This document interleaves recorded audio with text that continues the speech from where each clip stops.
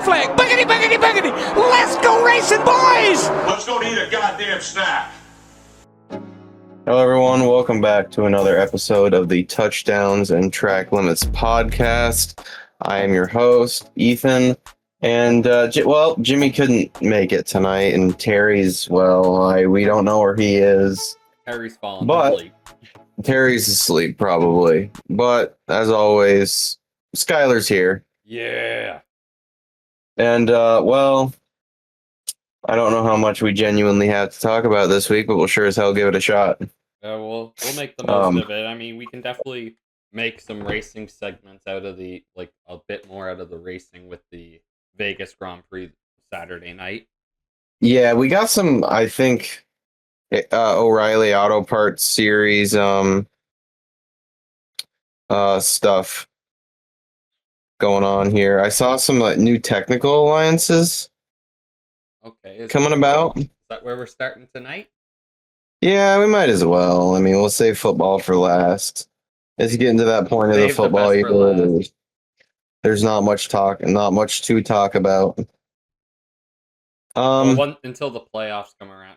It'll get busier when the playoff push comes to fruition. Yeah, we're probably gonna just start these last 6 weeks pre-playoffs. We're not probably gonna go into as much detail because the games, I mean, they mean a lot, but they also don't really. The games that mean a lot, we will, but yeah, this is kind of the part of the season that drags, but it's still fun. Agreed.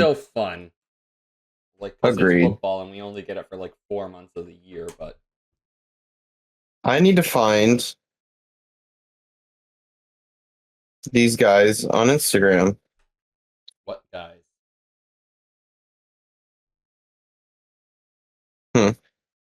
Oh well.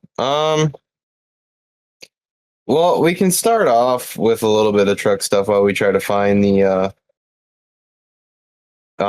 Chevy Alliance triangle that's going on here. Ryan Seat Racing. We're gonna get to that. Tyler Reif. He seems to be. Now, I'm not sure, right? I don't know much about him. He's a West Coast short track kid. All right. Completely different guy. So Tyler Reif is going to be the anchor driver of the 42 next year. So it looks like they might realistically only have one full-time truck next year. I was confused with Landon Lewis becoming a part-time driver next year. So yeah, they have two young rookies now. And by young, I mean Tyler Reif's 18, Landon Lewis is my age, so he's 19. I mean, I don't know who's going to be I don't know who's in which truck. They didn't say which one that Landon Lewis was driving. Tyler Reif's in the 42 though. 42, right. I'm assuming Andreas Perez de Lara will be in the 44. It would make a lot of sense, but and I assume Bailey Curry or Matt Mills will be in the 45, and whichever one's not is going to be part-time in the 41 or the 42. That's what would make the most sense to me. I don't know what's confirmed, what's not. Honestly, I haven't looked too much into that because I didn't think much was changing at Nice. But what else? Yeah, I mean, they're going to have Chastain doing part-time starts as always, too. So always right.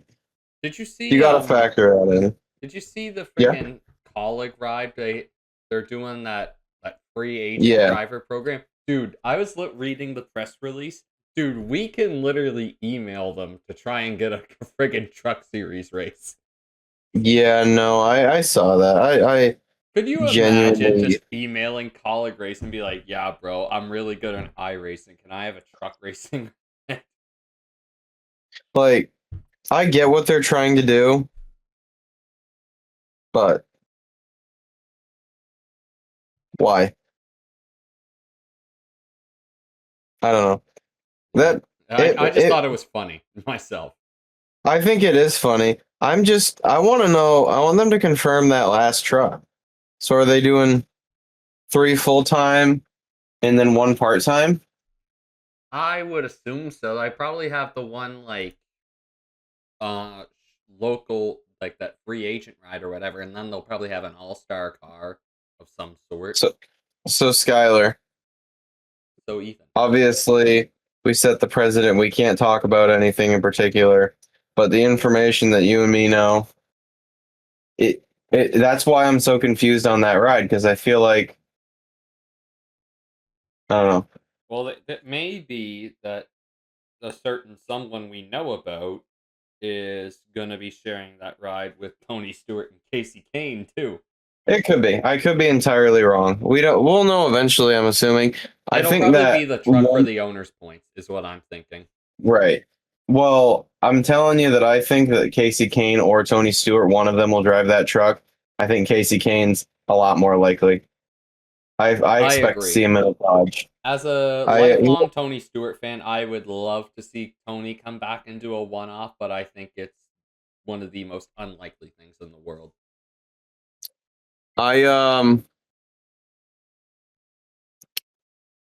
Yeah, I don't know, but I would love Casey Kane in a trunk. Or It would make me really happy. But it would we'll be see what happens. Casey Kane Fridays every second Friday when the Truck Series race. I'm excited to see what Justin Haley does. Yeah, I am interested to see that as well. Like, it's a good opportunity for Haley to rebuild his career too. It is. I know Colleague was good in Xfinity. There is a case to be made that this is the best shot Justin Haley's had in NASCAR. Yeah.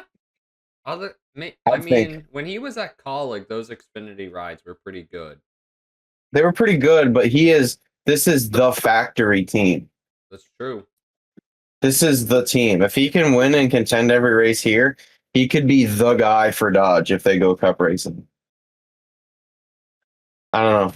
We'll see. Brendan Queen should do all right. I mean, I think Right. I think for Dodge and specifically Justin Haley, I think if they put him, I mean, you could argue AJ Allmendinger will be out of the car and retired by the time they actually get into the Cup Series. And no, I agree. Who knows if Ty Dillon still has the ride due to funding or what? Well, so it was something I was going to bring up, but we're already off track as is. Ty Dillon is not. We were all under the assumption the 10 was spoken for. There is no contract. That 10 I think Vegas is not spoken that. for. I have a feeling Christian Eckes might have a part in that. Yeah, I don't hate that idea.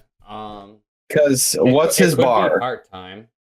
It could be. What's his bar though? Like, what's the bar for Christian Eckes to run about where Ty Dillon ran weekly? I think he could do that. Pretty much make the But final like you said, season tournament. Did you mention Heim? Yeah, we still. I mean, I did hear a rumor today.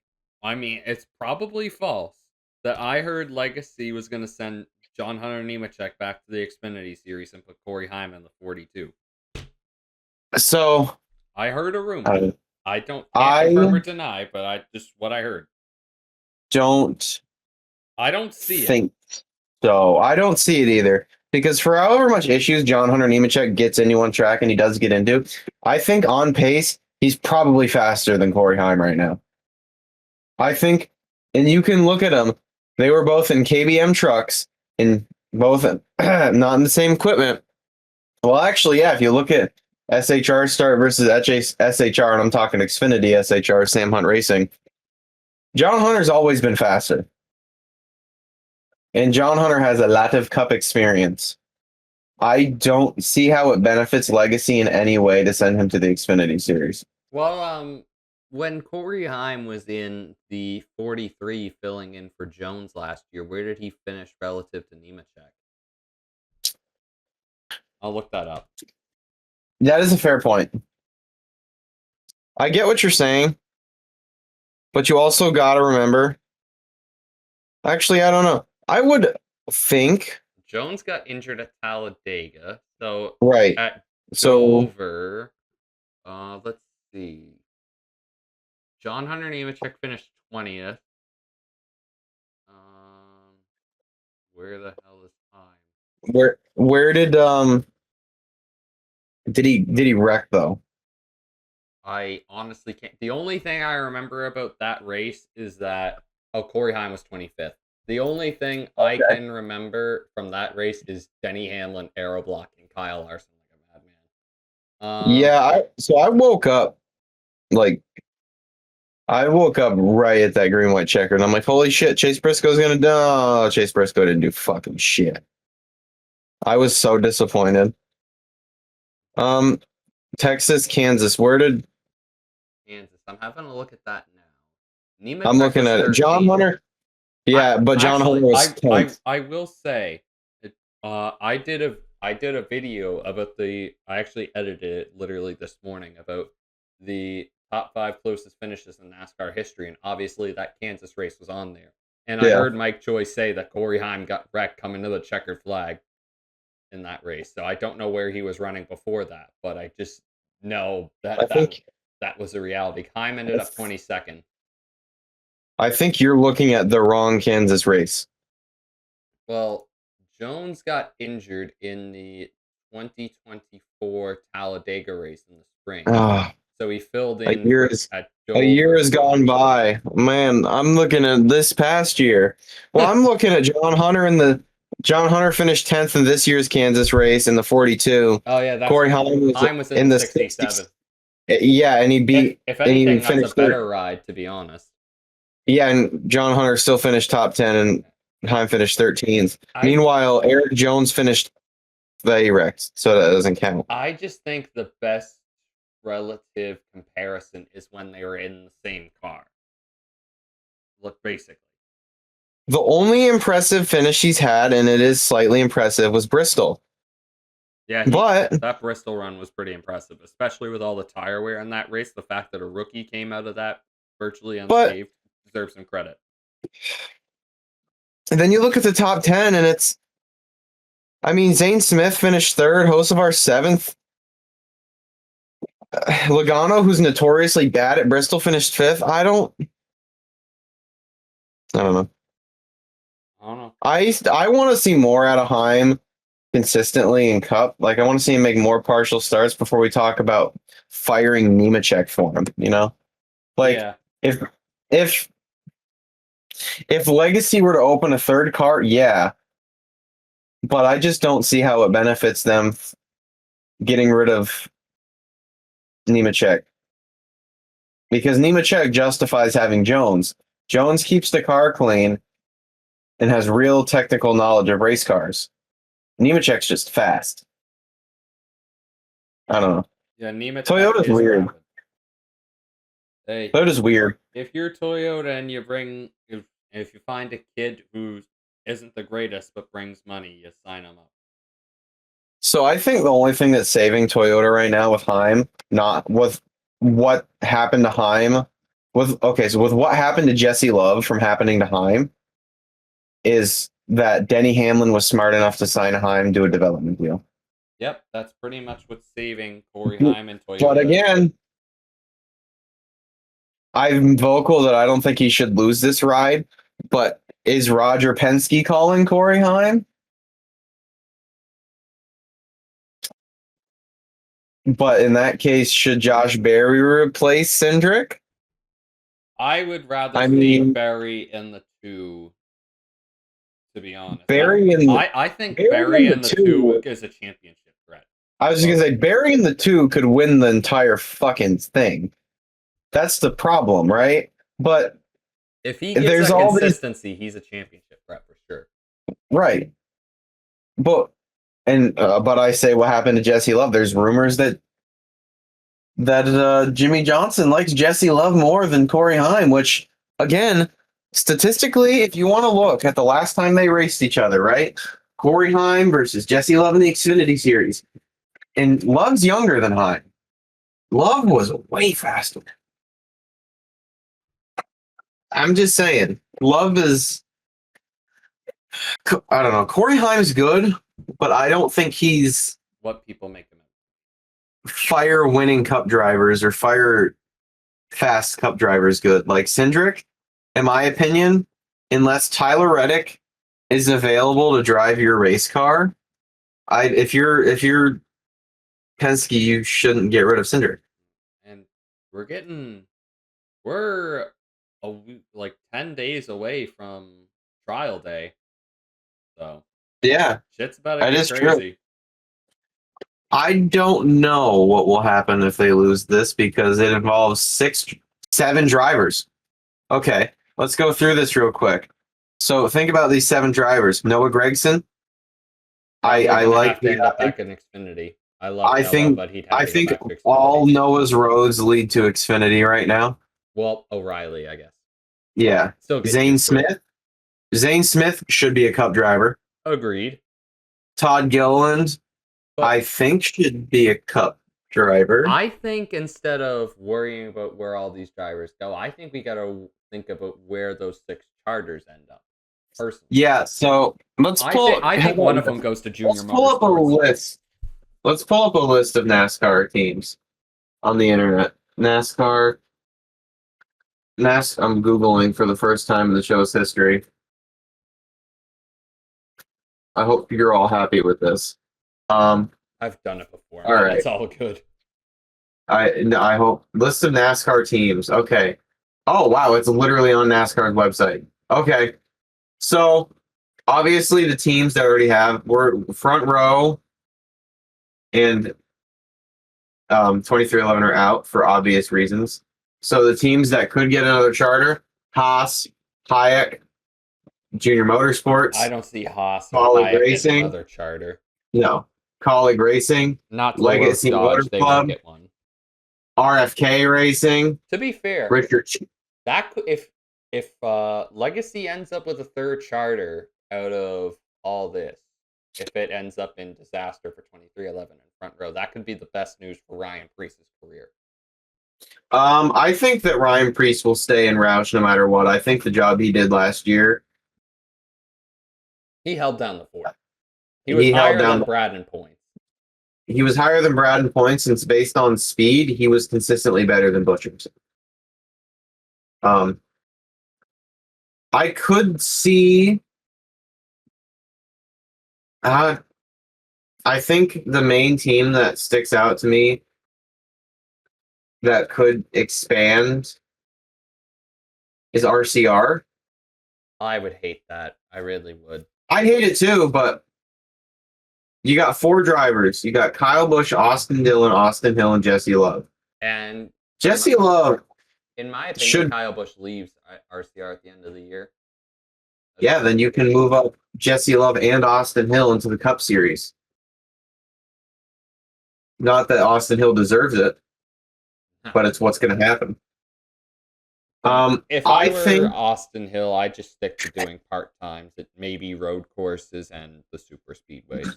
That's pretty much what I'd do in Cup if Austin Hill. So here's an interesting rumor. I'm more in touch with the IMSA scene than you or Jimmy or Terry. There is interest from RLL, Rahal, Letterman, Lanigan. They are here's where it gets interesting. The car they have in IMSA is a McLaren. McLaren is the ECU supplier for the next gen car. RLL wants to own a Cup team. Now that's interesting. Yeah, this is the same RLL that runs an IndyCar full time. Rahal, Letterman, Lanigan. Right. So I've heard that they are pushing hard to get a charter. I've also heard NASCAR is looking at giving someone a charter.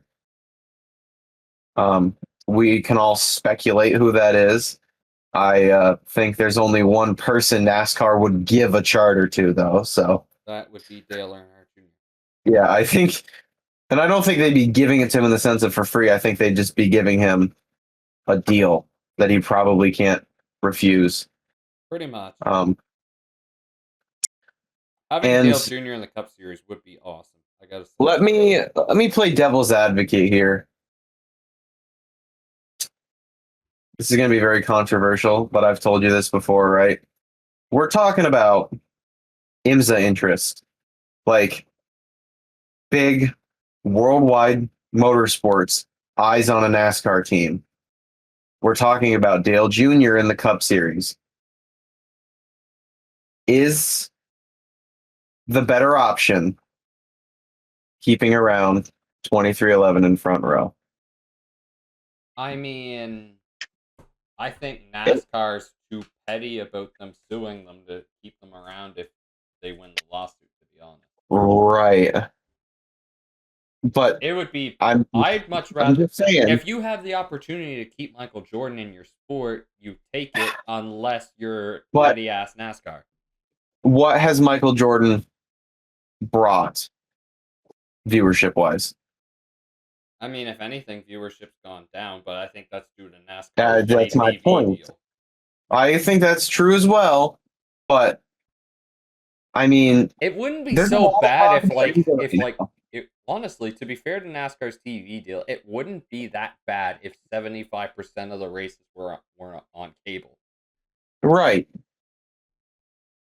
But I don't even know who RLL would hire as a driver. I think we all know who Dale Jr. would throw in that Cup car. That would be like Allgaier. That would be the most just anticlimactic thing, right? You've waited a decade for JRM to go Cup racing, and they stick Allgaier in that car. At least it really would be the Traveler whiskey paint scheme. I mean, but am I wrong in saying that? No. Well, speaking of Junior Motorsports, they are running the Daytona 500 again. Yeah, that's kind of what got me thinking more about the charter deal. But did you see? So Brad Keselowski's talked about his expansion, right? He wants to go back Xfinity race or O'Reilly race or whatever you want to call it. Busch Series, whatever you want it to be. But one of his also things was he wants to go back IMSA racing. And when asked about potential expansion for Roush, he said, Ford's building a prototype car.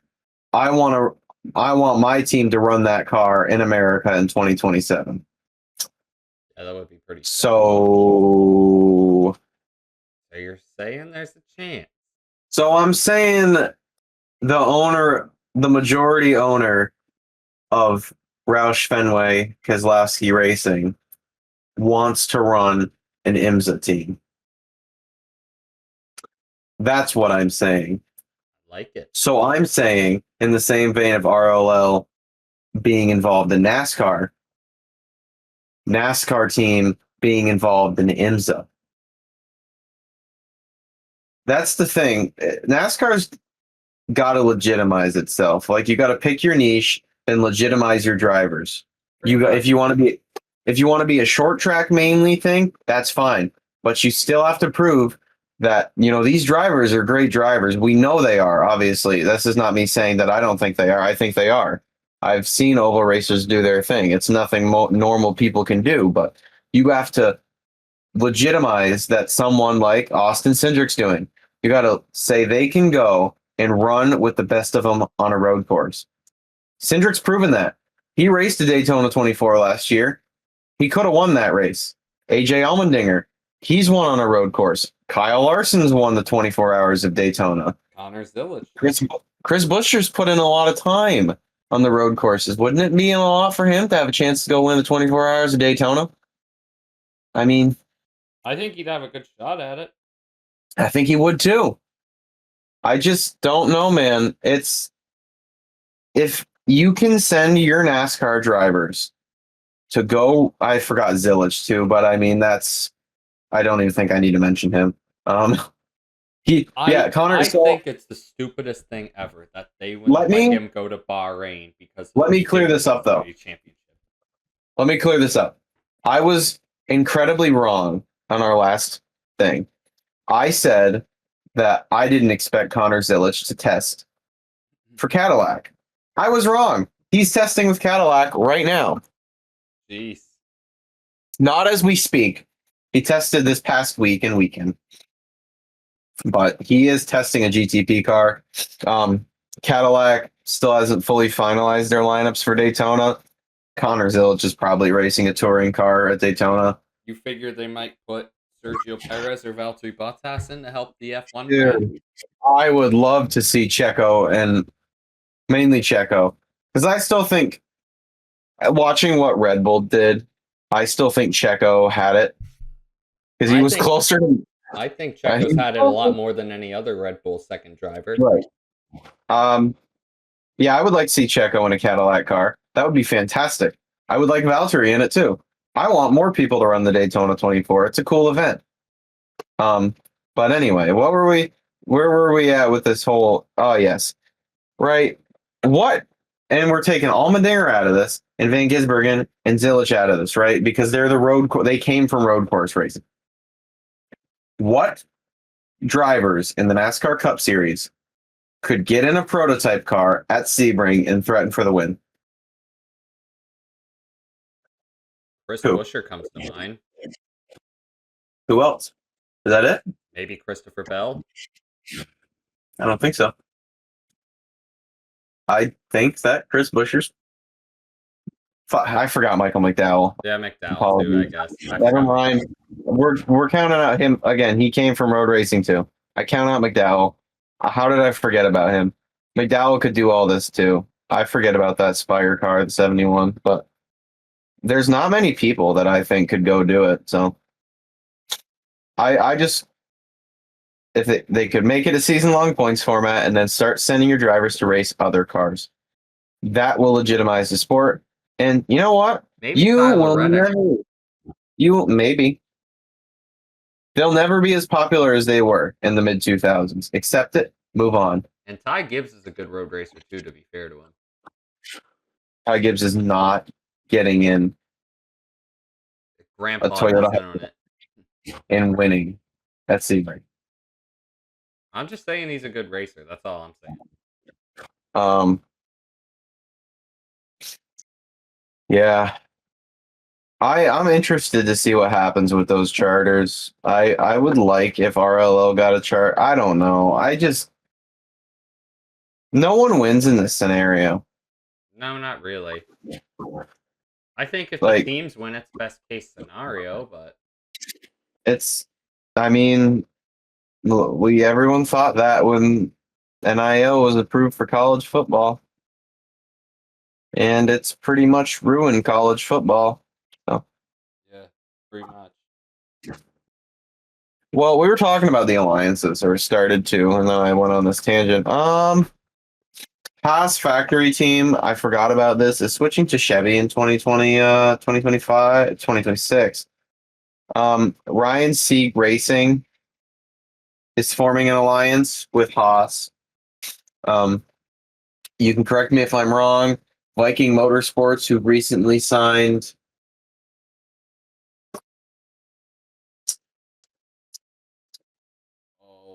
wow. Parker Retzlaff, yes. have a new alliance with RCR. Yep, correct. Who else? Jeb Burton's back in the 27 next year. The shit factor's back. Brennan Poole back with Alpha Prime. Right, Brennan Poole's back. That's a good deal for them. They've got a good driver there. Jeremy Clements forms the alliance with Haas Factory Team. That's it. Jeremy Clements Racing. I knew I was forgetting one that was aligned with Haas. That's good for Jeremy Clements. What a guy. Josh Williams returning to DGM. Full time, yep, in the 92. Multi-year as well. Interesting. Balicki not coming back to DGM in 2026. It's unfortunate, Josh Balicki. We do love Josh Balicki. Hell of a... He almost won that damn Roval race. Really, though.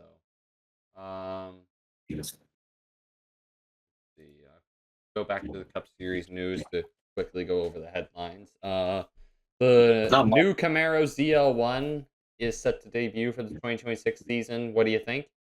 It is literally the same car. Exactly. And we still don't know what it looks like because there's an AI photo. It was literally just a Chevy Camaro that ate more chips and donuts. That is literally an AI photo. Yeah, It is not real. it's not real. The corporate I wants just you to see the difference between this picture and this picture. They're the same picture. fuck it. It's AI. It is not real. Oh Exactly. my lord. Grillo's No. Pickles is returning to front row for a third season. Who is? The pickle car. The pickle car is, and Aaron's is back. Yeah, that's true. The Aaron's Aaron's is back. They signed a multi-year deal. Oh no, the pickle car isn't even going to be at Loudon this year. I'm just reading the friggin' base. Or the headline. It's going to be at Atlanta, Coke 600, San Diego, and the final race with Gilliland will come in August at Daytona. It'll be a season-long associate partner with Gilliland. That sucks. I wanted to see the pickle car at Loudon again.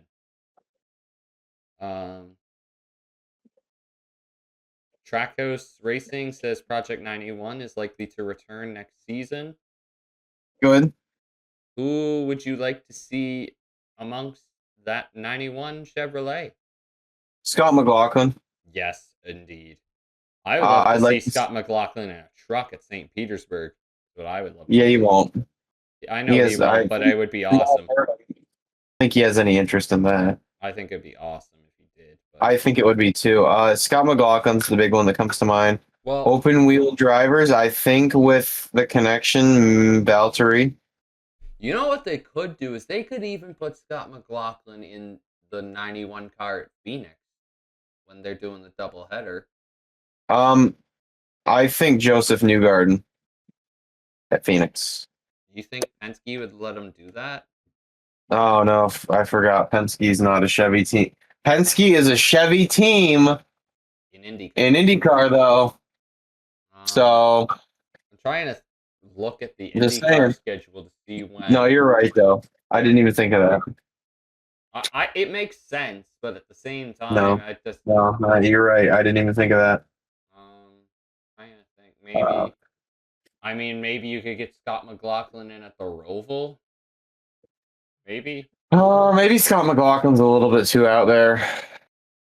Yeah, maybe Scott at Phoenix is probably the best shot. Yeah. I think it'd be fun. Maybe you bring Cam Waters up at like Watkins. No, but Cam Waters is a Ford driver. That's true. What's the name of the fellow RCR brought up? I don't think Will Brown's coming back. From what I listened to his podcast a lot, he's yet to finish a cup race, and I don't think he has any interest in trying again. I think Brody Kostecki's also is a Ford driver now. Never mind, he's a Ford. Actually, yeah. What am I talking about? 888, the team that Will Brown drives for, is going to be a Ford team next year, so he's a Ford driver. Well, what? Yeah, it doesn't even matter. And yeah. It's weird, man. I don't know. Like, I'd like to see Max Verstappen drive that car, but he's going to be a Ford driver next year.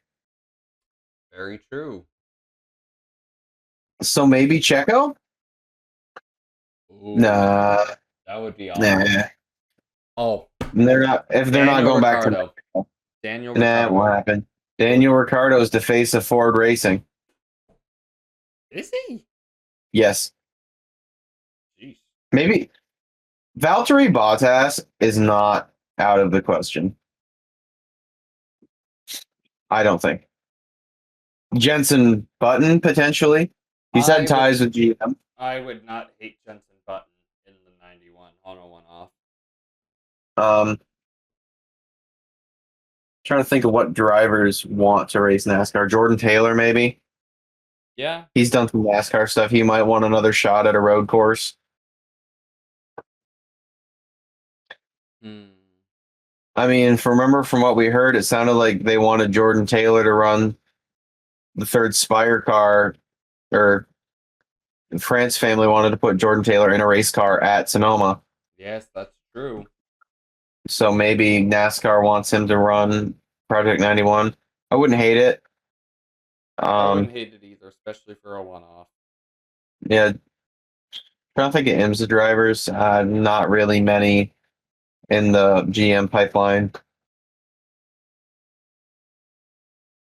in the Busch Series. Nah. If RCR wanted Jesse Love to get Cup starts, they just have the 62 and the 33.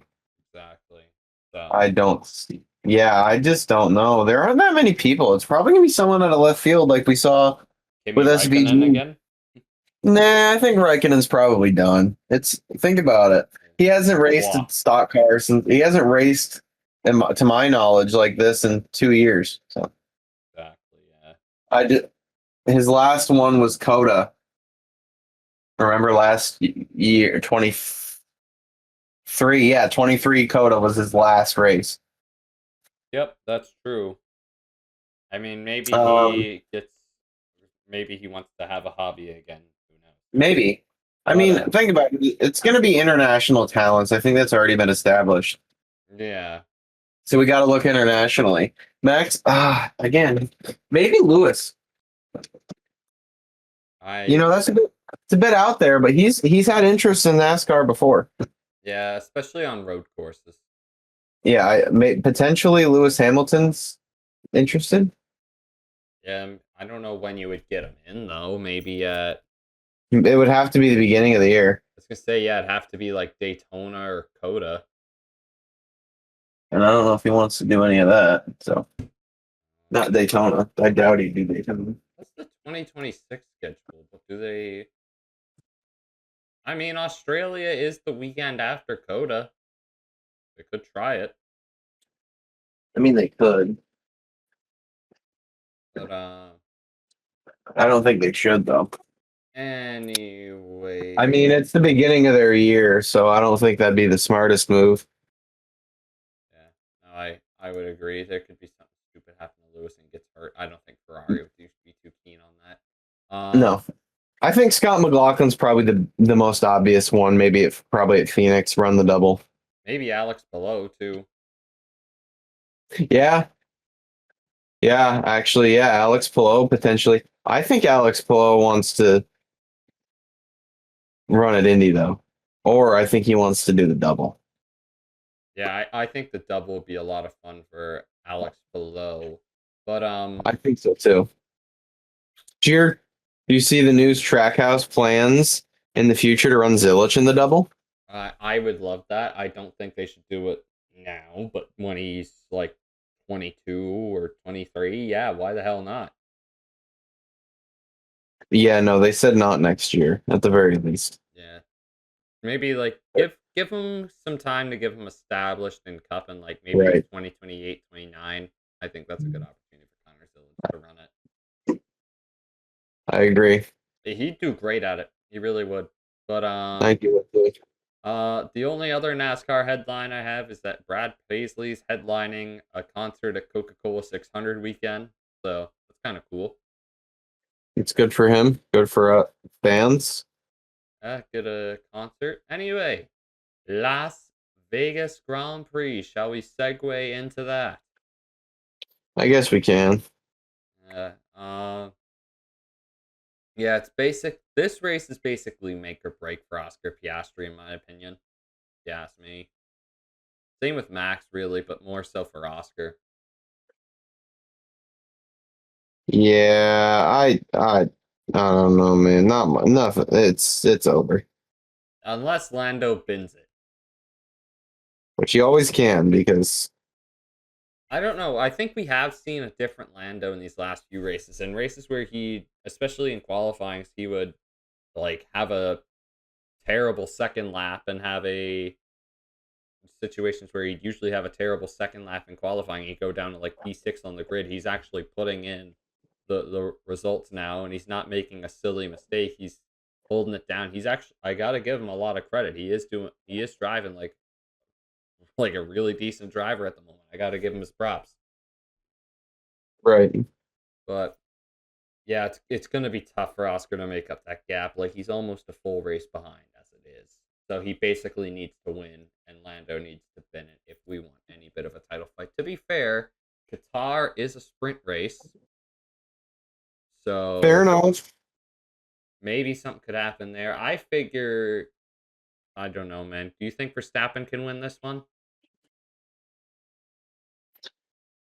Oh, no, I think they ruined the car somehow. Yeah, I The honestly have. upgrades made it worse. I don't know why, but I feel like this race is either going to be won by Russell or the Ferrari guys. Yeah. Ferrari usually go insane at Vegas. I don't know why, but they're always unreal there for some reason. Hmm. So, could Lewis Hamilton genuinely win his first career race with Ferrari at Las Vegas? I think that would be a No, spectacle and a half, but I think it would be, but I doubt it. it would be scenes. I don't. Do you plan on staying up to watch it? I'm honestly just gonna go to bed and catch it in the morning, Oh, more than what likely. time does it start again? It starts at like 12 for me, so it'd be like 11 for you. Fuck that. Fuck that. Yeah, I mean, it's better than what they usually ran it. I mean, they did used to run it at like 10 p.m. Vegas time, and they moved it back to 8, so it would start at like 2 in the morning here. Yeah, no, fuck that shit. Um, yeah, so let's do a little podium talk. All right, where's my F1 pick? There we go. Now we're talking. All right, good sir. Would actually I should go first, but I'm behind you in pick points in F1, but I'll let you go first. Who do you think's going to be the Vegas GP podium? In no particular order, Verstappen, Norris,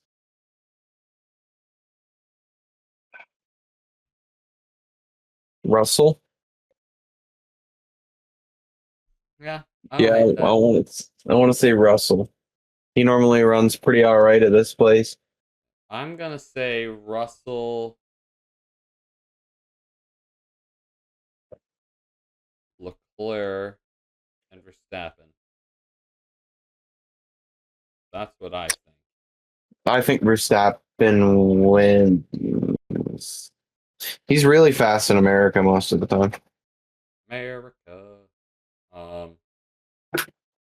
who do you think will be the sleeper of the race? And basically, who's the driver who you think will perform the best outside of the top 4 teams?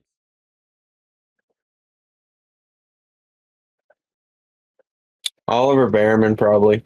Yeah, I dig that. I think Behrman will have a good race. He always Um, does these days. yeah, he's the more the season's gone on, the stronger he's got, in my opinion. It makes you question why Ferrari chose Hamilton over him, huh? I mean, I figure they're based. If I if I'm Ferrari, I think that's the good move. You let Behrman build his career up and get that experience fighting for everything in a Haas car, and then you give him a Ferrari car once Lewis retires. I think it's a good move to help develop him and build him up for Ferrari. I didn't really agree with Mercedes chucking Antonelli to the wolves immediately. If I was Mercedes, I would have put Sainz in Mercedes for a couple of years, then brought Antonelli in myself. Yeah. But who am I gonna take for a sleeper pick? I'm gonna go with Carlos Sainz. Speak of the devil. Yeah, that's I fair enough. I like that Williams on a street course. But yeah, we'll let Jimmy drown in the F1 pick points. If he wants to send me his NFL picks, he can do that. But anyways, we've got some football to recap. Yay. Yay football. But your Patriots started the week off with a 27-14 win over the New York Jets. Thoughts? Too close. I mean, the quarterback run was like the only thing you guys couldn't stop that game. Yeah, against a team that's quarterback can only run. That was Travion literally the Henderson looked whole unreal game though. plan. Yeah, Travion's good. It's not news now. Um, Newsflash, right? when you're playing a team who statistically can only run the football from the quarterback position, want that. I mean, you want to take that their best receiver, mind you, is out. Their best receiver right now is Donnie Mitchell. Do you want a hint as to what they're gonna do? Run the fucking football. Yeah, I'm surprised Vrabel didn't have that defense more ready to go for the run. Literally, Justin Fields is benched now, by the way. He is he is they said no more. We want Tyrod Taylor. The GOAT of all backups. Yeah, Fernando Mendoza, you are a New York Jet. Or as the rumors are circulating today, Patrick Mahomes is going to be a Jet. What? I did not hear this. I honestly, I don't even know how to explain this to you. The Jets stated they're going to be checking in on the availability of Patrick Mahomes this offseason. Can you imagine Chris Collingsworth in the booth going, oh,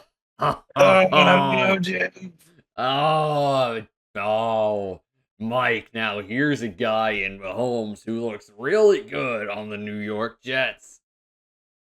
My comment to that was I will be checking in on the availability of Sidney Sweeney.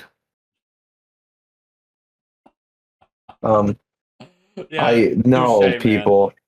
I do not believe Patrick Mahomes will be traded to the New York fucking Jets. Only if they can somehow swing like Worthy and Rice in the deal. I mean, they still have Garrett Wilson.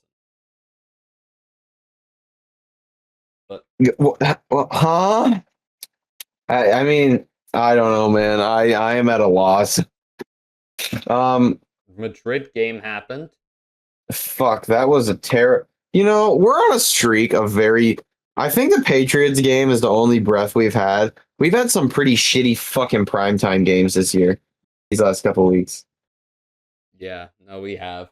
We've had some terrible dog shit games. Well, we'll talk about next week more, but I believe this week it's Bills Texans tomorrow night.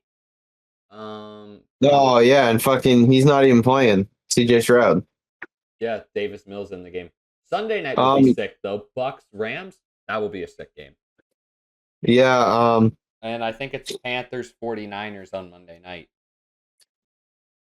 Yeah. I don't know how to feel about that one. It's either going to be an absolute gem or an absolute dud, like literally no in between. And it all depends on Bryce Young. So people, let this be known. The Dolphins, I can't believe this. The Miami Dolphins won this football game. The Dolphins football? The Dolphins football.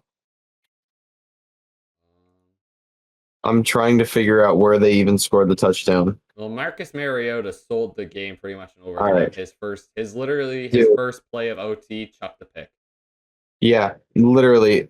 I was like, okay, there have been 2 touchdowns, one for each team, and then let me make this clear. Oh my God, Robbie Chosen's on the Commanders. 6 That's hilarious. Field goals. Oh, hey, the Madrid crowd loved it. It took them till the 4th quarter to learn what a touchdown was. Oh my God. 3. Unbelievable shitty football. Yeah, Marcus Mariota, you suck. Deebo Samuel does not suck. He may be one quarter pounder away from being an offensive lineman, but fuck, is he still good at football? Tua Tagovailoa, you suck. You can just call him turn the ball over. Yeah, Jalen Waddle, what was the hype for? And he had a terrible drop in the game as well. If you're gonna make these teams play abroad, make it in the middle of the season, and make it teams that are coming off a bye week. Yeah, especially if they're traveling across the Atlantic. If You cannot Or send have a bye someone. week after. Where did they play last week? Hold on. I believe Miami again. Yeah, the Huh? Bills, right? Yeah, I was gonna say So the Bills. It was one of the divisional. they went from sunny Miami, Florida to fucking Spain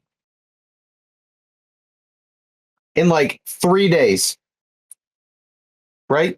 The Commanders, they went from they played in Detroit, Michigan, and went to Spain. No, they actually played in Washington. They played in Washington and went to Spain. Meanwhile, the teams that were on a bye, Bengals, Cowboys, Chiefs, and Titans. I mean, Chiefs, Bengals would have been a banger. Chiefs, Cowboys would have been a banger. Cowboys, Bengals would have been a banger. Yeah, fuck Chiefs- you, Titans fans. I said it. Y'all suck. I mean, even Titans fans have accepted that. Fucking brother. My Brother. in Christ. Then we go into a week this week that had 2 buys. Both in the same division. Yeah, that I hated every minute of that Sunday morning game. Thank God it's over. Carolina beat Atlanta. Bryce Young In legacy overtime. game. Man, Bryce Young. 448 yards. New franchise record. Maybe Rob Wave got on the phone with him again. No, what it is you can tell this, right? 5 sacks in this game too. Yeah, well, what you will notice about Bryce Young, when they let him throw the football on more than just like third downs, he is phenomenal. Surprise, surprise, when you put him in situations that, high pressure situations, he doesn't do that well. No Who is way. the Carolina offensive coordinator? It's a great question. I'm looking that up.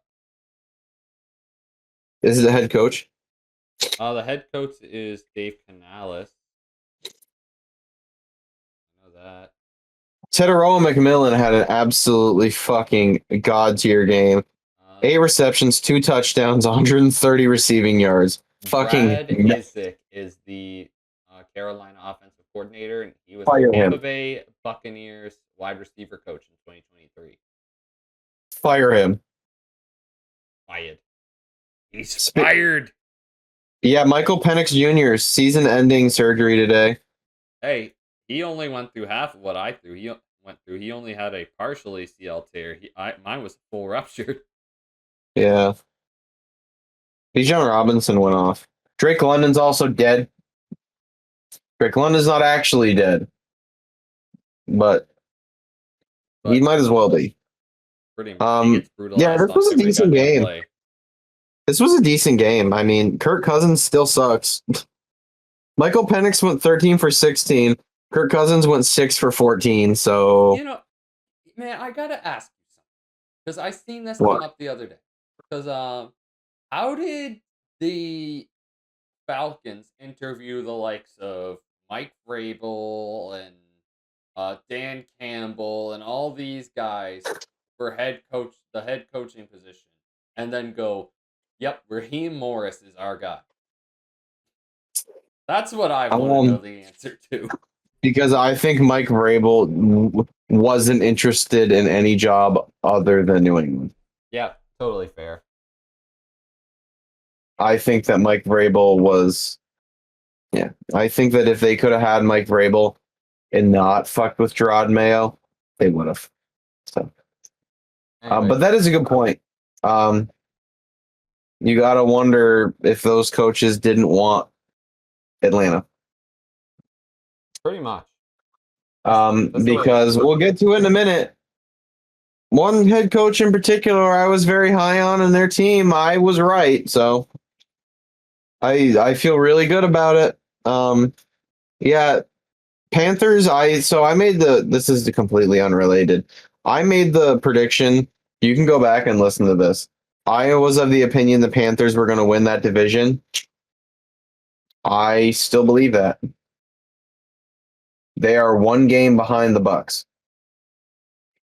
Do we really think? Like, that's the problem with Tampa right now. This is the Panthers beat the Falcons, right? Yep. The Falcons beat the Bills. The Bills beat the Bucks. But the Panthers got absolutely shit stomped by the Patriots, who just barely beat the Bills and who almost lost to the Falcons, but who beat Tampa Bay. Like, there is a lot of. I saw someone on Facebook saying the AFC is incredibly trash this year, and I know this has nothing to do with half the teams I just mentioned, but I mean this for all of football. I think there are just a ton of teams right now playing good enough football that you can't have bad days. Yeah, pretty much. Like the Chiefs, this Chiefs last year probably would be like, I don't know, 8-2, 7-3. I think that's fair to say, but you can't make the mistakes this year. I think there are a lot of people playing really high quality football, and I'm a really big fan of it. Any game can. I don't think there are really many games you can confidently say, you know who's going to win. Really, I mean, it's great, but yeah, Panthers I think would stand a chance against the Bucks. I don't know though. They're so down and up. Yeah, I fully agree, man. I guess the next game is the Bucks Bills game. It was. I think the game is closer than the stats will show. I agree, but dude, I have Josh Allen in a fantasy league that I am in. You're not. It's like a couple of Canadian buddies. I want you to guess how many points Josh Allen had for me in that league. He had 40 something. Yeah, like 48. I think it ended up. Yeah. The only game he had more in for me, and I've had him for the last like 4 years because it's a dynasty league, is when he had like 54 against the Rams last year. If you remember that game. Right. Yeah, no, Josh Allen was unreal, apart from the 2 picks, but we can excuse that. 3 rushing touchdowns, 3 passing touchdowns, and 2 interceptions. I don't know.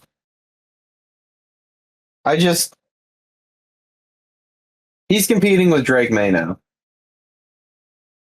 And Drake May, I think Drake May is a smarter quarterback under pressure than Josh Allen. I think we, no offense to Josh Allen, sold Drake May short and we said he was going to play like Josh Allen. He's going to play like Drake May. Drake May's not only going to play like Drake May, he plays like an old-fashioned quarterback. He can run with the he can run with the best of them, but he's a fucking surgical passer. And he throws some horrendous interceptions. But that's beside the point. Yeah, that one. That one that he threw, I don't really blame him for. It was a bad interception, like the one where they were about to sack him in the end zone. You do gotta throw that away because you're about to take a safety. No, hold on a minute. Listen to me. Listening. Those Browns uniforms are very visible. They are orange. The top of them, orange. We're the Cleveland Browns. That interception in that game was the worst interception I've seen in football. Dylan Gabriel played that game too. So, Drake May, if he can clean up the ends, I'm all for it, man. He reminds me a lot of Matt Stafford. And kind of that's why I like each other in the MVP race. Hey, Matt Stafford's the favorite. But when you're in a division now playing with Drake May and a Patriots team that has the mentality of the old Patriots team, you got to be better than that, man. You still have to score 44 points to beat the Bucks. Yeah, at the moment, Matthew Stafford is now the favorite for MVP at plus 135. Drake May plus 185. Josh Allen in third at plus 475. In my opinion, Josh Allen shouldn't be in the MVP race, but that's just me. Fourth is Jonathan Taylor at plus 800. Jonathan Taylor should probably be second, splitting May and Stafford. Yeah, I can agree with that. He's been unreal. As much as we hate to say it, it is pretty much a quarterback's award. Unfortunately, the Jags played the Chargers. The Chargers got their ass beat so bad they put Trey Lance in the game. Right. Lil Dill Jags are loved it. consistent. I did call it though that Travis Hunter was going to get hurt. Dude, Still sucks for the guy. We gotta get Lil Dill on the podcast sometime. Oh God, we will. Could you imagine? Oh no, Dude, we're gonna Lil Bill from Jayville. What a hero.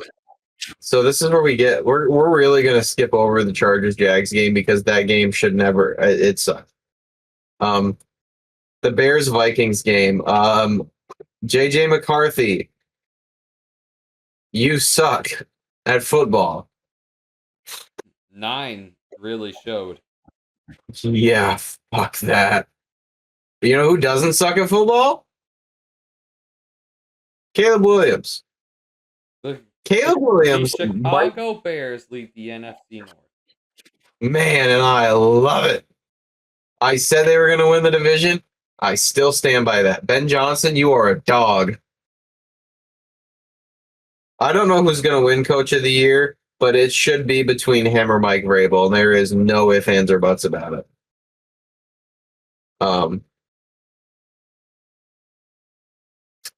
Caleb Williams might be the best quarterback in the NFL at avoiding sacks. I mean, he's had a lot of practice at it. He has a lot of practice, but you can't deny, like, he's mobile in the pocket, but not. He's mobile in the pocket. Hold on, I got a call.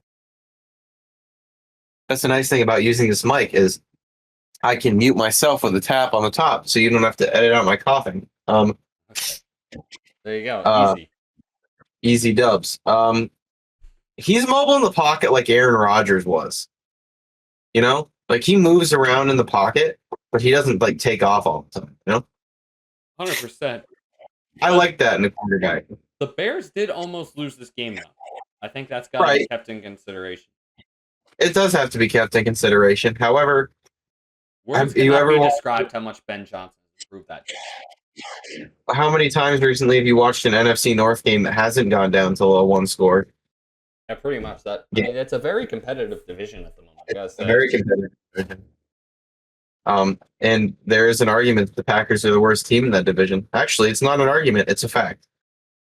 Nah, they're better than the Vikings. With which quarterback? Any of them. No. With Carson Wentz, they could beat him. I mean, I'm fully confident. Carson's out for the season, isn't he? What's that? Yeah, he's out for the season. Hey, but rumors have it that the Vikings might be looking to trade for Mac Jones in the offseason. I would not hate that at all. I think that'd be a really good move. I think Mac Jones and Kevin O'Connell would be unreal. Justin Jefferson. Dude. Oh my god. Man. Anyway. We talked about it earlier, but Packers 27, Giants 20. Jameis, J-Mo, you live by the J-Mo fitty ball, you almost die by the J-Mo fitty ball. The horse is prepared for battle, but victory comes from the Lord. Oh, I love Jameis Winston. Jameis Winston football is the best kind of football. I'm so thankful that the Lord has blessed me to play on some turf here at MetLife Stadium. Let's see what he had for stats. That's a dub. That's an unfortunate stat line for Jameis. 19 for 29, 201, 65 completion percentage. Fuck. Never mind, we're not talking about Jameis Winston's stat line. 2 Packers did go down injured in this one. Love went out for a bit. Josh Jacobs did have an elbow injury. He was day-to-day, though. How much longer are we going to sit here and pretend like Malik Willis isn't a starting quarterback in the NFL? I don't know. He did play good when he was out there. Right. 2 for 2 and a touchdown. And he does this pretty consistently. When are they going to give him a chance? Not the Packers, obviously, but somebody else. The same with that guy that's sitting behind Jared Goff. I take him in Not Cleveland that right now. What's that? I said I take him in Cleveland right now.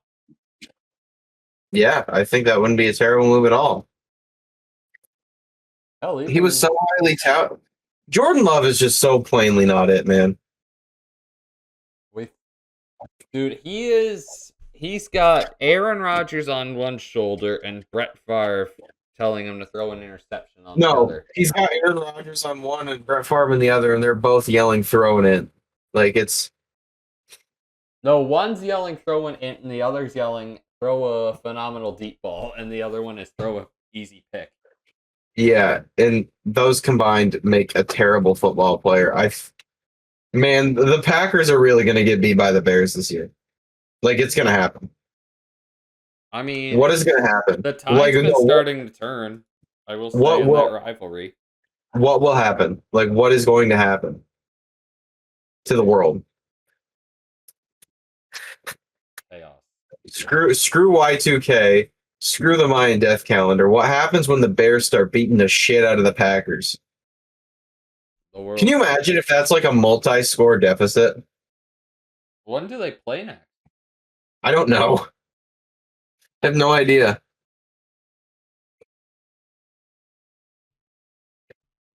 The Bengals and the Steelers. God, you know what the best part is? What? They still have to play each other twice. I know. You keep looking. I'll briefly talk. The Bengals and the Steelers. They play December 7th and December 20th. Oh, fuck. Oh, man. They have to play twice in 3 weeks. That's great. That is hilarious to think about. I'm really intrigued to see how those games go, to be honest. We almost saw Will Howard play football. I mean, Will Howard was declared out from the start of the game, but I would have loved to have seen it. How? I don't know. I think they had Mason Rudolph as the number 2 on the depth chart. He suited up. Did he? He was in uniform. Anyway, Aaron Rodgers hurt himself. He didn't need surgery, though. So I expect Mason Rudolph will start, but if Mason Rudolph... Hey, man. TJ Watt, get him down in practice. Like, absolutely brutalize him in practice. Please, we need to see Will Howard play football. Will the Stilt Howard. Speaking of quarterbacks, guess who was a full participant in practice today? Joe Burrow. Does that mean Joe Burrow is going to play this weekend? Fucking maybe. That would be wild, but there's a chance.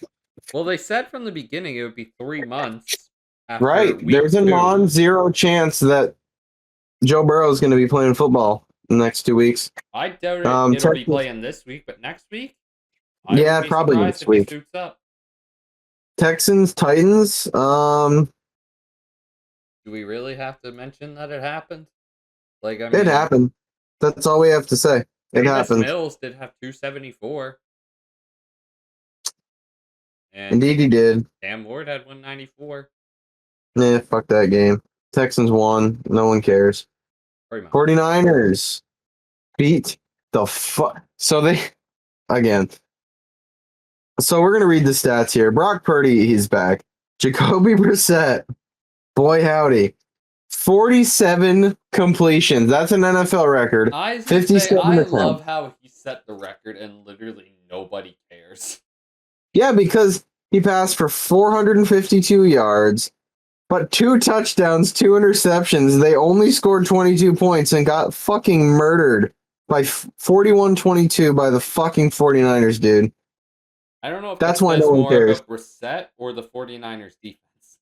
Brock Purdy had 200 yards passing. Big and 3 touchdowns. I mean, 2 of them were to Kittle. Right.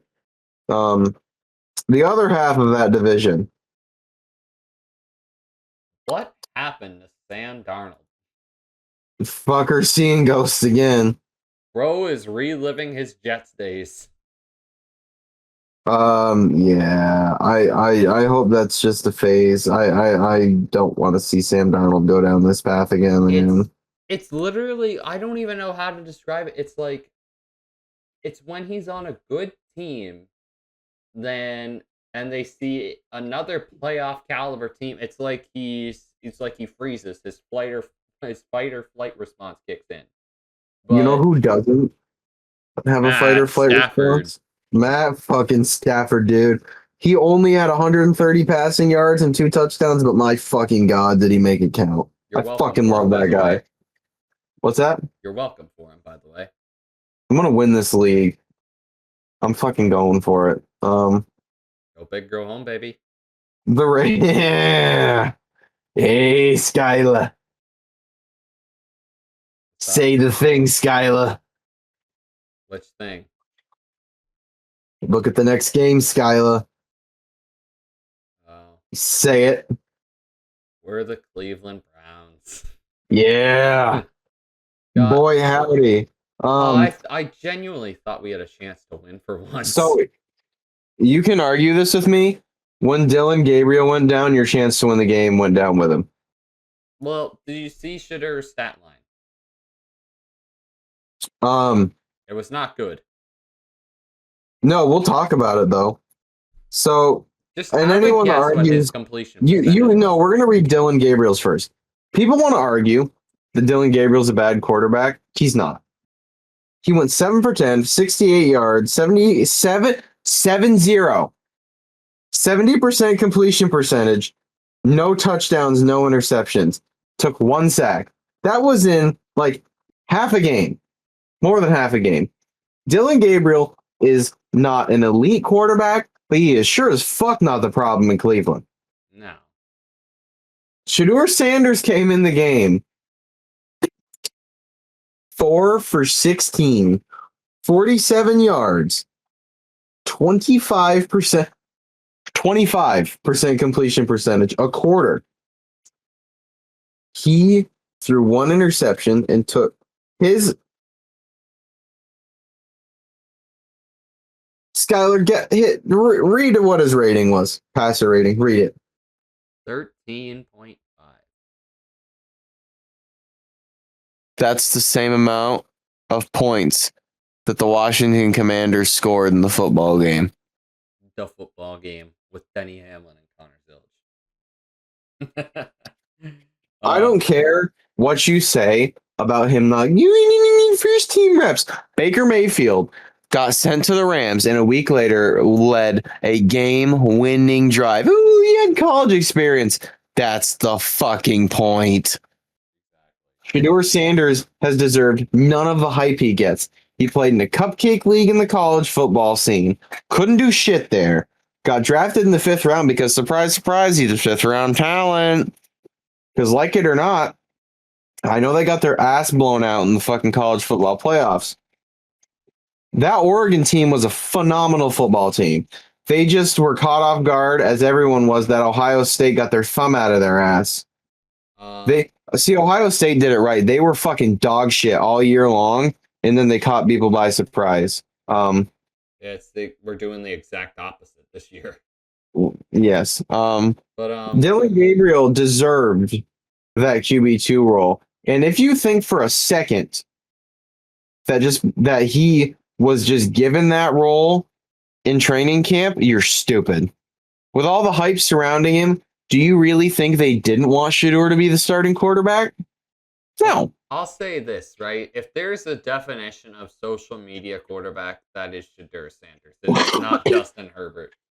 No. I think it's the rating you can get if you spike the ball on every play as a quarterback is 39.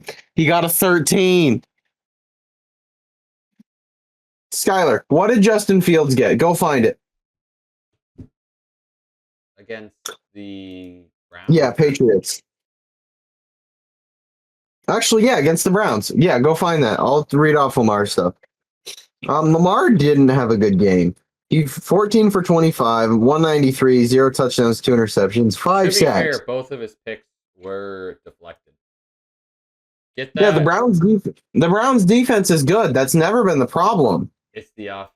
So yeah, Justin Fields last week was against the Browns, 6 for 11, 54 yards, 4.91 average, 1 touchdown, 1 interception, 3 sacks, and a 60.42 quarterback rating. 60.42. With that, okay, whatever. Oh, well, here you go, Browns fans. I hope you're happy because Shedeur Sanders is getting his first team reps now. So now there is literally no excuse. I want him to have a genuine start, and he's getting that on Sunday. So let me see who he's playing against. Vegas. Good. Hey. I mean, it couldn't be much easier than that, huh? Yeah, I mean... Yeah, but then the week after, you play San Fran. I mean, Dylan Gabriel should be back by then. But are they going to start him? I think if it was up to Stefanski, Dylan Gabriel would be starting this game. Yeah, agreed. Because watching Dylan Gabriel play football, I don't get his picks.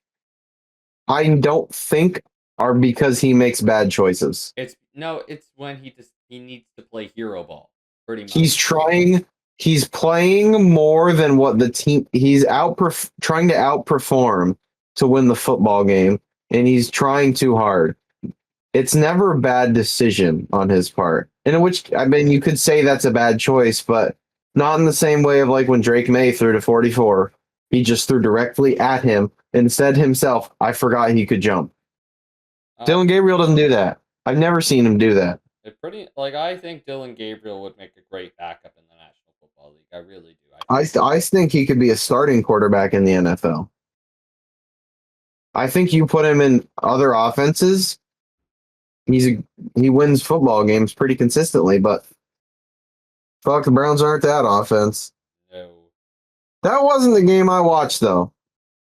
I watched the Chiefs-Broncos game. Fuck the Broncos. Listen, man. The Chiefs are at 500. The Chiefs are at 500, but the Broncos are the real deal. That defense, stupid. That offense, it may not be the best, but listen, I am a known Bo Nix defender, and Bo Nix isn't the flashy quarterback. Like, he's not going to go out there and rush for 1 million yards consistently, throw 50 million touchdown passes. He is definitely a game manager, but he's really good at that. 24 for 37, 295, almost a 65% completion percentage, no touchdowns, no interceptions. Only was sacked twice. On the field where Patrick Mahomes was playing, Bo Nix was far and away the better quarterback. Oh, Jim. I don't know, Jim. Not very Mahomes, you, Jim. It's not going to show, but Mahomes threw 2 horrendous interceptions. One was a pick six, but it was called back. Yeah, I watched that play. It was not a smart play. But... And the second snap of the day, he just missed a wide open receiver.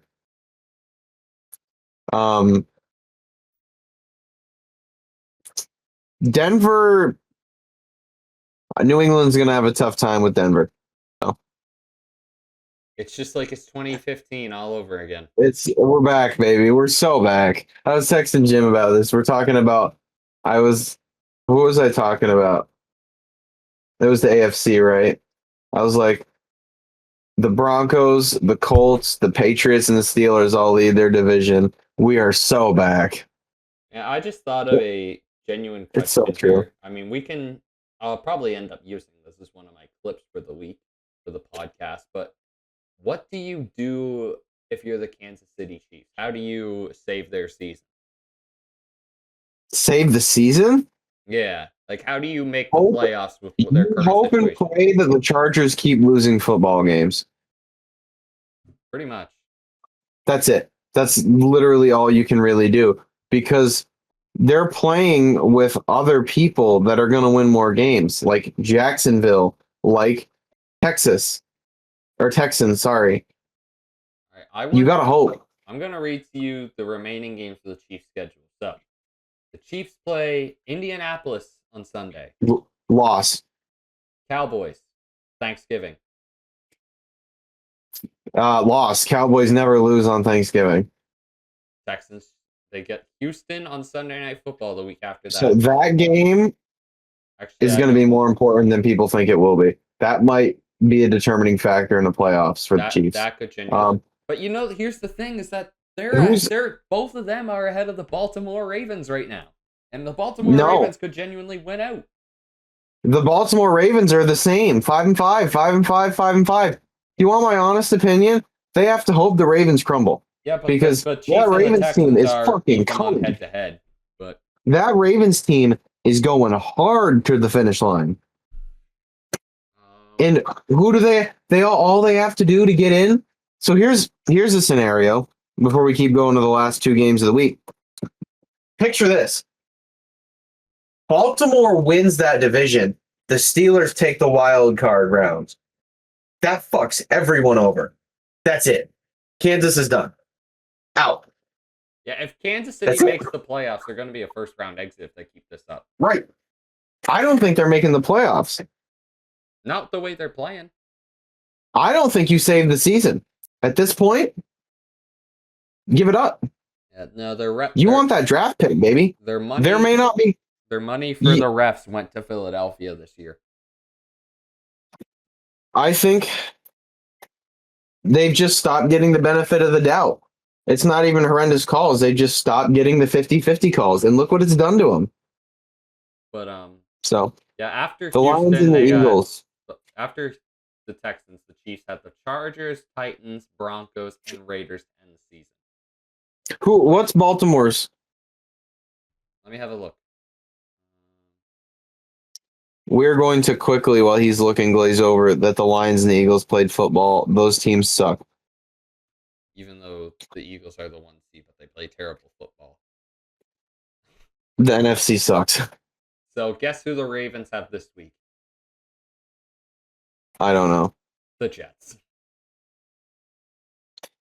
They'll win that. And they have the Bengals on Thanksgiving night. That all depends on if Joe Burrow's playing. If Joe Burrow's playing, I don't know. If not, give me the Ravens. Pittsburgh. Ravens. Cincinnati again. Ravens. Yeah. Wait. That one's where? in Cincinnati. Oh. But see, the Ravens always beat the Bengals. So that's the thing. Yeah, I think I think you're right. I think the Ravens could win out. And oh boy, December 21st, they welcome the Patriots. Nope. Packers, what do the Patriots do really good at stop? What are the Patriots really good at stopping? The run. Yeah. So. They got Green Bay 28. They'll win that game. And Pittsburgh after that. They'll win that game. The only game they're probably going to lose is against New England. All right. Yeah. So, Eagles and Lions did play. Fuck football. that game, dude. I hate this fucking sport sometimes. I wanted to watch fucking Jared Goff threw the ball 37 times, only was caught 14. That is stupid. That is stupid. That fucking Jalen Hurts at the end of the game was so shit. Jalen Hurts sucks when it comes to throwing the football. I don't care what anyone says. Eat my fucking toenails. He sucks at football. He's good at getting his butt pushed. Yeah. You like that? They had a 3rd and 1, right? And I think they wanted to prove a point that they could get 3rd and 1s without the tush push because they ran an actual run play and they fucking lost. They didn't get the first down. It's like, huh? Really? I hate the Eagles so much. Anyway. Cowboys, Raiders. Dallas did, in fact, put belt to ass. I felt like they probably would. George Pickens went fucking off, dude. I mean, Dak went off, too. I don't think we've talked about it yet. I don't think we got the chance to. Obviously, Dallas is playing under some horrific circumstances with the loss of Marshawn Neyland. I want to say just prayers out to him and his family. Like that is the Agreed. worst news you can possibly hear. So I just wanted to at least mention that. And Right. I hope he's getting more fumbles recovered into the end zone in heaven because that is awful news. But Agreed. luckily, the Cowboys went out and won in his honor with a big 33-16 win. Where were George Pickens and CeeDee Lamb Sunday night? Were they at the strip club or the casino? Because Yeah. why did Yeah, they I not play heard the that. beginning of that game? No. Oh, were you joking? No, I wouldn't be surprised if it was one or the other. They were. There's video of CD Lamb vomiting outside of a casino at 7:30 in the morning on Monday. That is actually amazing. Yeah, so that's why they sat out.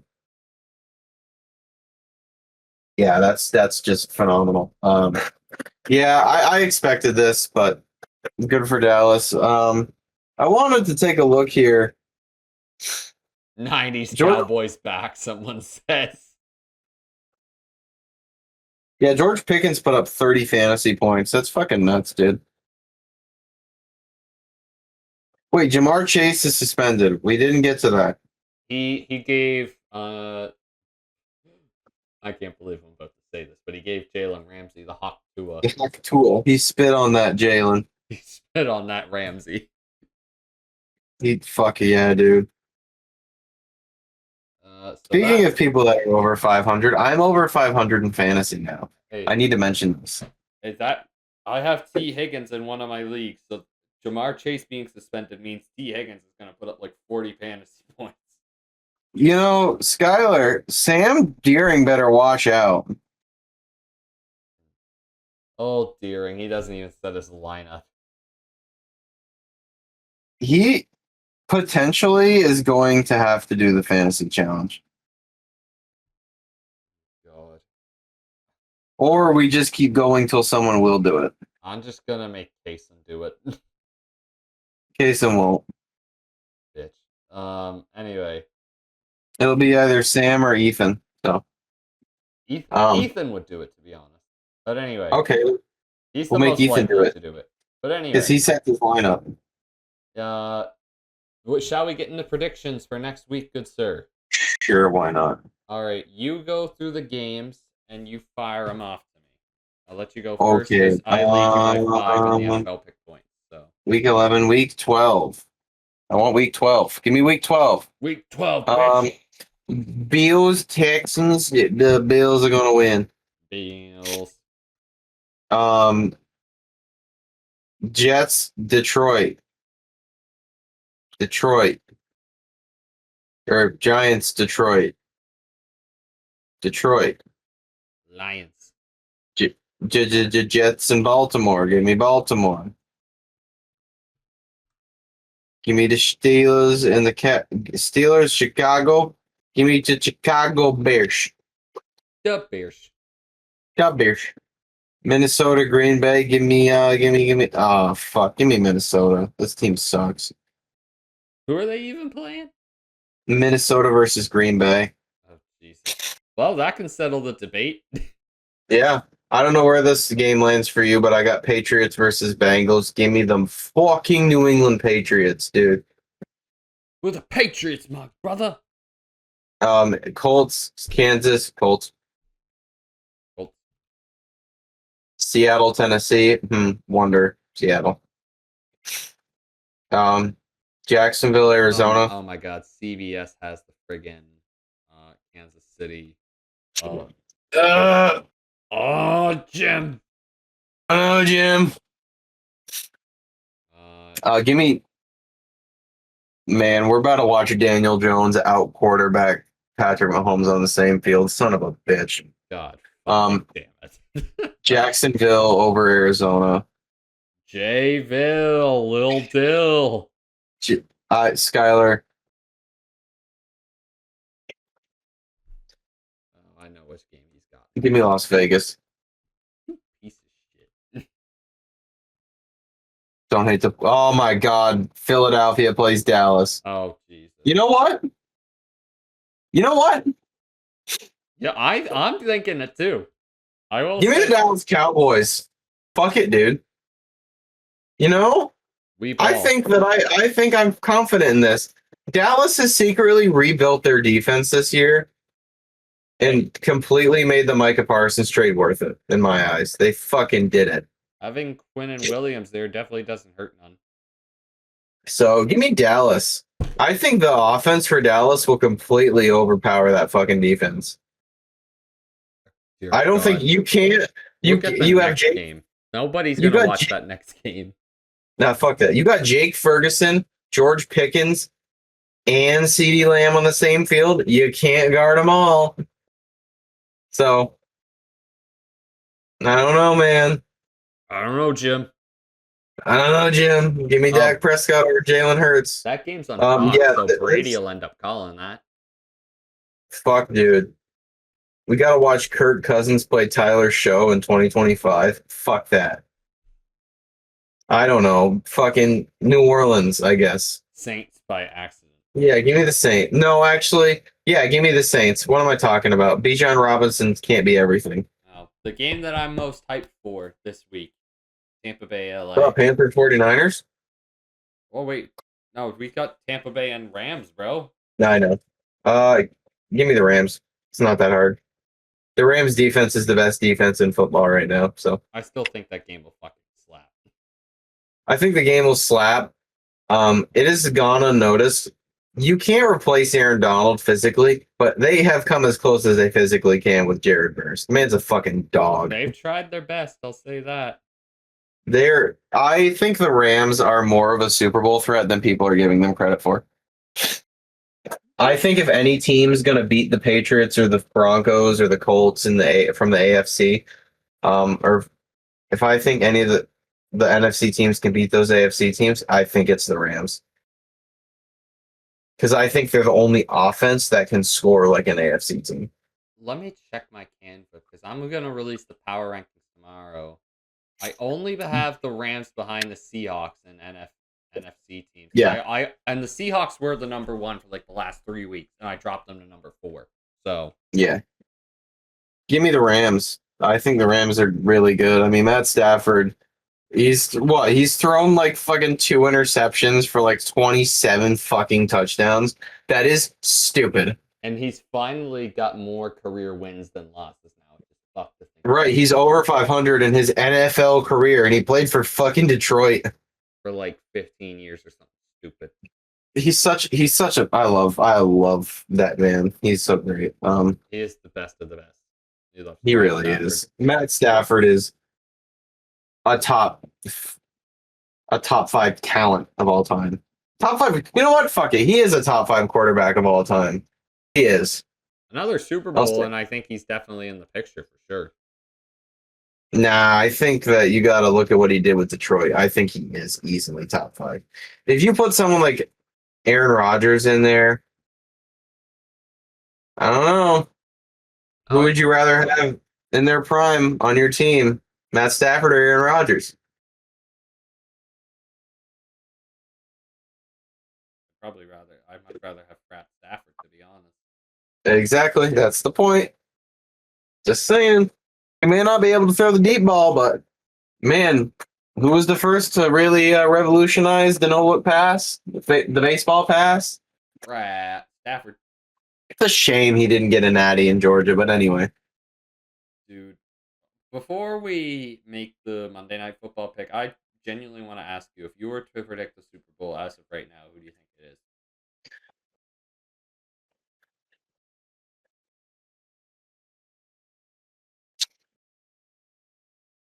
I have my answer, if you want to hear it. Rams, Broncos.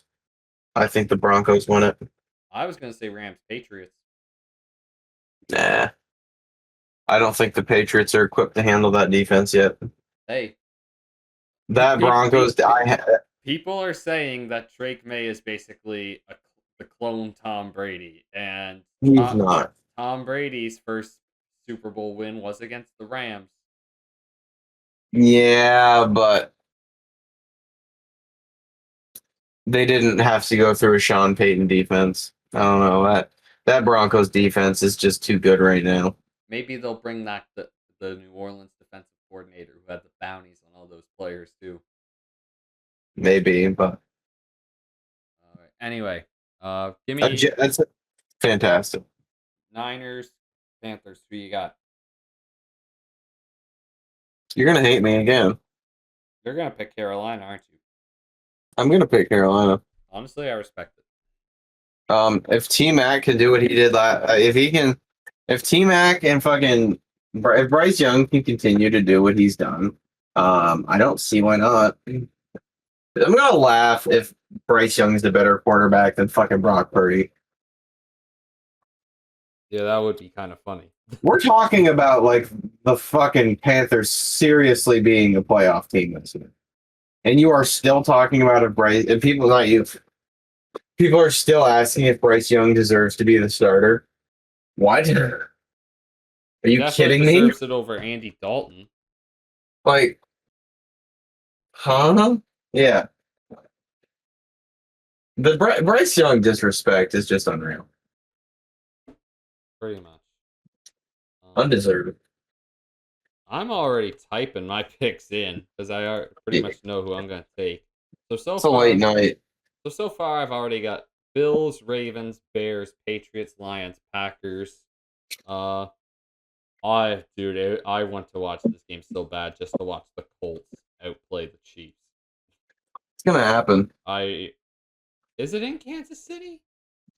Yes. Yeah, it's in Arrowhead. Shit, I was really hoping that'd be in Indy, but I do too. Seattle over Tennessee. Tennessee's more than likely going to win the Tank Bowl. Jacksonville, Arizona, Jags. I am going to take my Browns to beat the Raiders, mainly because how many goddamn picks is Geno Smith going to throw against that defense? Yeah. I think there's going to be at least 2 pick sixes in that game. I'm going to take the Cowboys over the Eagles as well. I think the Cowboys have finally got some momentum rolling. Screw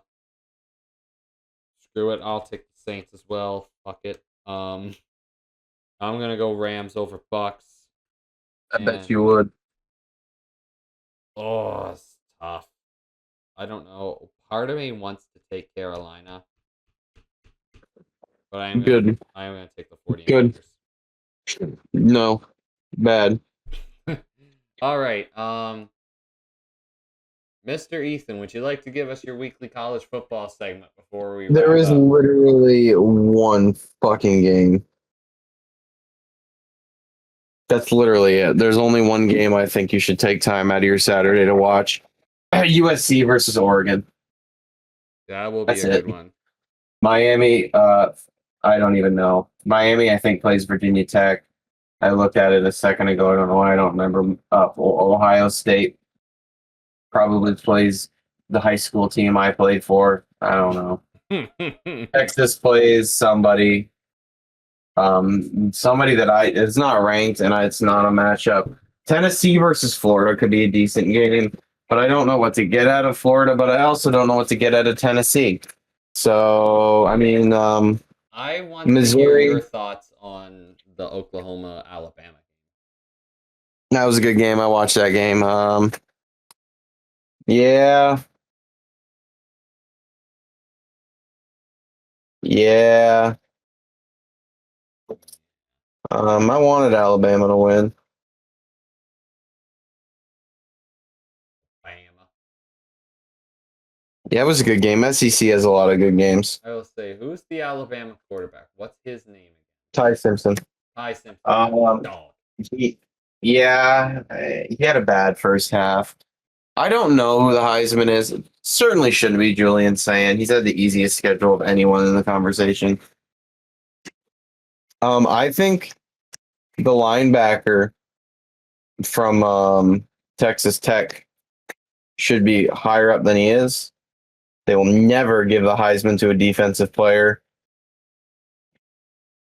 No, Travis Hunter does not count. Because where do the Jags predominantly use offense? Yeah. Uh-huh. Um, Too bad. they'll never give a linebacker the Heisman again. So it'll probably go to Julian Sand because fucking everyone's got Ohio's dick in their mouth right now. Even though there's this guy in UConn who's yet to throw an interception this season. I don't know, man. Let me look up his stat line. Where are you in the top 25? They're not. Shit. Yeah, no, they're not. Yeah, my Buckeyes take on Rutgers at the shoe.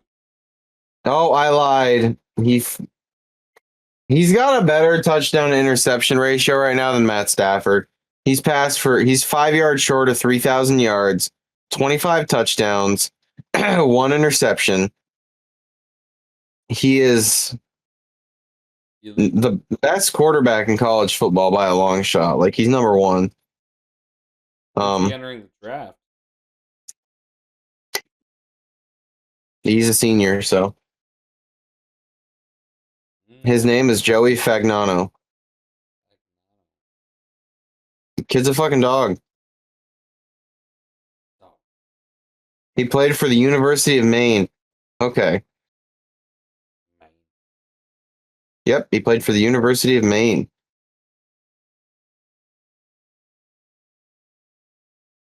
What a guy. Let me look. They play FAU the 22nd. They are 8-3, so that's why they're not ranked.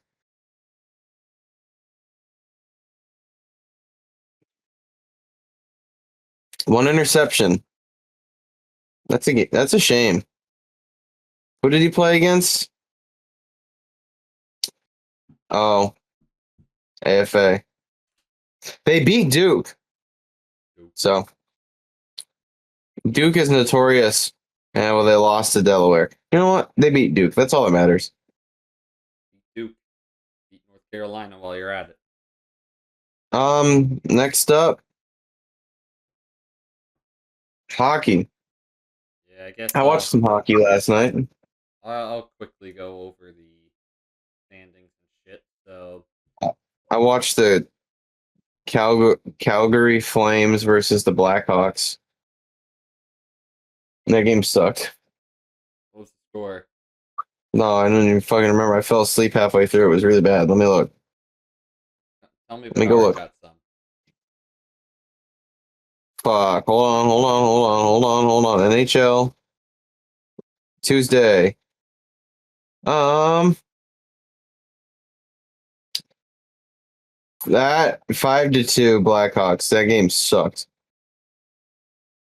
All the other games besides the Jets and the Blue Jackets. Okay, never mind. All right. Yeah, hold on. Oh my god, the Lightning's killed the Devils 5-1. God damn. The Lightning are moving their way up the Atlantic, to be fair. But anyway, I'm just realizing what a dope time to be a Detroit sports fan. The Lions are sick, the Red Wings lead the Atlantic, and the Pistons are top of the Eastern Conference. Yep. Good time to be a Detroit sports fan. They've had a lot of suffering, so shout out to them. Red Wings lead the Atlantic with 12 wins. The Bruins are actually tied with them on 12 wins. The Canadiens sit third. Then it's Tampa Bay, Ottawa, Florida, Toronto, and Buffalo. In the Metropolitan, the Hurricanes lead the way, followed by the Devils, Penguins, Islanders, Blue Jackets, Rangers, Flyers, and Capitals. In the Western Conference, the Colorado Avalanche lead the way on the Central, followed by Dallas and Winnipeg. Then it's Chicago, Utah, Minnesota, St. Louis, and Nashville. In the Pacific, it's Anaheim, Golden Knights, aka Vegas, Los Angeles Kings, Seattle Kraken, Edmonton Oilers, San Jose Sharks, Vancouver Canucks, and Calgary Flames, bottom of the barrel with only 5 wins on the year. Ouch. Anything you want to add on NHL before I give the people their NBA update? Yeah. Go look at the score of the Oilers Capitals game that's ending right now. I'm an Oilers fan, people, for anyone that's new here. Why are we cheering for Florida in the Stanley Cup final. This sucks, dude. Damn. Yeah. 4. They put a touchdown on the Oilers. Touchdown. So for anyone that's not seeing, the Capitals are beating the Capitals beat the Oilers 7-4. I hate this. We need a goalie. Somebody help. Stuart Skinner Please. is not the true Alberta man. Please, somebody help me. Anyway, in the East of the NBA, the National Basketball Association, the Detroit Pistons have won 11 games straight. God damn. They are How did I miss that? Like, how did I go without noticing that? Dude, nobody's talking about it. I don't find. Barely anybody's talking about that shit. But my Cavs sit second in the East. Then it's Toronto, New York, Philadelphia, Atlanta in the play-in spots. It's the Miami Heat, Chicago Bulls, Boston Celtics, and Orlando Magic. The Milwaukee Bucks are the 11th seed. Jesus Christ. Milwaukee, Charlotte, Brooklyn, Wizards, and the Pacers have only won one game this season. That's not true. The Pacers won too. They just won another one. Oh, okay. Shout out Indiana. The Hornets lost. Of course, this is Charlotte. But anyway, Oklahoma City lead the West 14-1. Nuggets second. Then it's Houston, Lakers, Nuggy, Spurs, Timberwolves. In the play-in is Suns, Warriors, Blazers, Jazz, Clippers, Grizzlies, Mavericks, Kings, and Pelicans are the 5 teams not in a playoff spot. All right. I believe we're ready to wrap this shit up. Yeah. All right. The Knicks tip off against the Mavs here in a little bit. Maybe that's what I'll be watching when I go to bed tonight. Potentially. Well, I guess so. All right. I'll leave it to you to outro.